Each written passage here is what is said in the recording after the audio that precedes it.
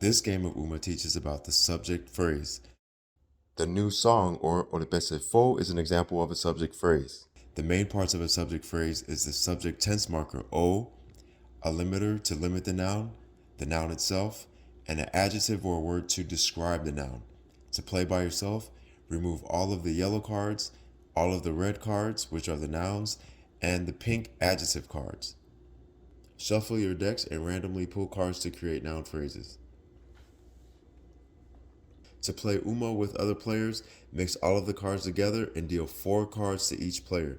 Put the remaining cards in the middle and set the O noun tense marker aside to indicate that we're playing the subject phrase game.